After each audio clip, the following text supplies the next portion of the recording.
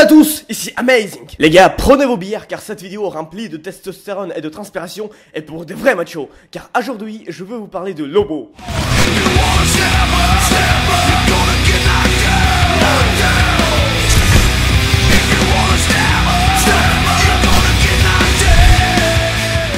Lobo est un des personnages les plus brutaux et les plus fous de l'univers de DC. Son histoire est marquée par 3 versions, le début, le classique et le nouveau. Lobo est assez jeune car sa première apparition date de 1983, dans le numéro 3 de Megaman, en tant qu'un extraterrestre dernier survivant de son peuple. Cet anti-héros a été conçu comme la parodie de Wolverine, grâce à quoi il a eu du succès.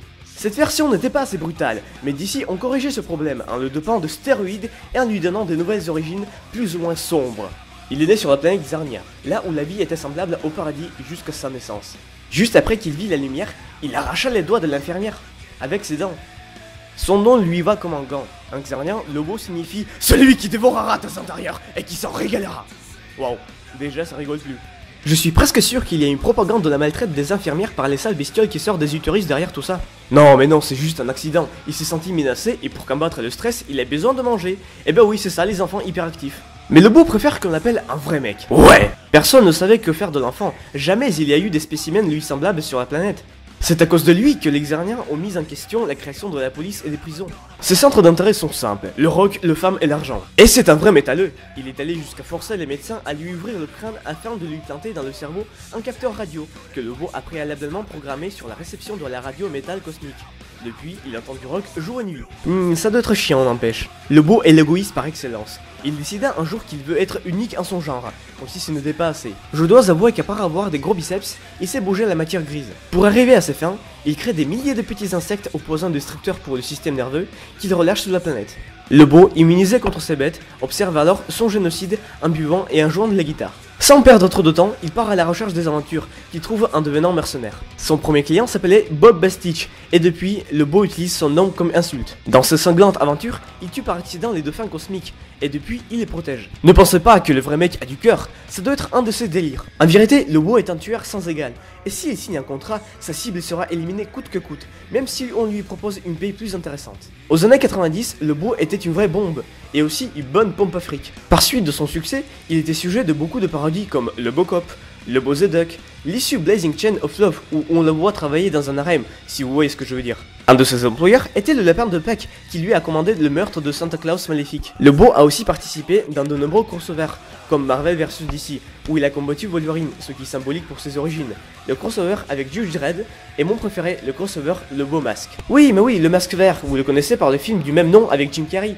Et oui, c'est à la base une BD très trash. En lisant ce crossover, j'ai eu l'impression de sentir l'odeur du sang, tellement cet tissu est gore. Bref, Lobo s'amuse à un niveau galactique. Ok, on a un mec inestimablement cool et brutal, mais à part ça, qu'est-ce qu'il sait faire? Je pense que Lobo est un typique personnage puissant, mais sinon c'est pas drôle. Sa force physique peut égaler celle de Superman.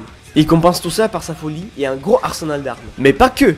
Sa régénération est aussi rapide que celle de Wolverine ou de Deadpool, et même plus balèze, il peut se faire repousser n'importe quoi. Il peut tout simplement régénérer d'une goutte de sang. Va tuer ce truc, bordel! D'ailleurs, il a aussi essayé de se créer les clones, mais il a été privé aussitôt de cette capacité. Parce qu'il faut que vous sachiez une chose très importante, celle qui va peut-être marquer vos esprits, il ne faut pas abuser. Dans la série Injustice, Superman ne perd pas son temps à se battre contre lui, et le balance directement dans le soleil.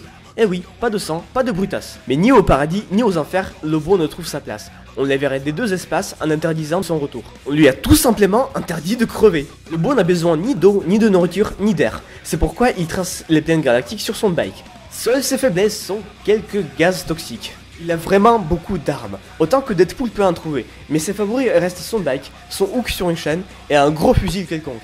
Lobo est tellement cool qu'en recevant l'anneau rouge de la rage dans la série The Brightness Day, il s'en sert même pas. Et oui, parce qu'un vrai mec peut s'en sortir sans l'aide des anneaux douteux. Maintenant, on peut parler de la nouvelle version de Lobo. Alors, voilà la situation. On a devant nous un mec qui, dans son apparence et ses activités, nous rappelle Lobo, mis à part la musculature et le comportement. Et il se trouve qu'il recherche notre biker spatial. Il trouve Lobo, enclenche une baston et lui annonce que notre Lobo a volé son identité et sa biographie. L'inconnu lui arrache la tête, même si ça sert à rien. À part s'il veut s'entraîner à faire de la lobotomie.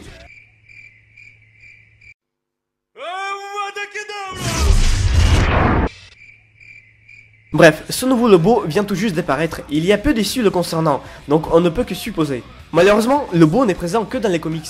Il n'est apparu que quelques fois dans les dessins animés comme Superman, Ligue des Justiciers et la nouvelle génération. Bon, il a aussi une petite place dans le jeu Injustice, mais que en tant que DLC. Je suis déçu. Il existe aussi un fan-made sur les sujets de Lapin de Pâques, mais à part le beau lui-même, il n'y a rien de bon. Son film a été mis en question plusieurs fois sans aboutir à une fin. Ce qui est normal, on va voir déjà ce que donnera Deadpool en film avec les restrictions d'âge de 18 ans. Et maintenant que vous connaissez tous son histoire, dites-moi juste s'il existe quelqu'un de plus brutal que lui. Si oui, alors écrivez dans les commentaires. Hé, j'ai mangé les doigts de mon infirmière, j'ai exterminé ma race, wesh, c'est moi le plus brutal.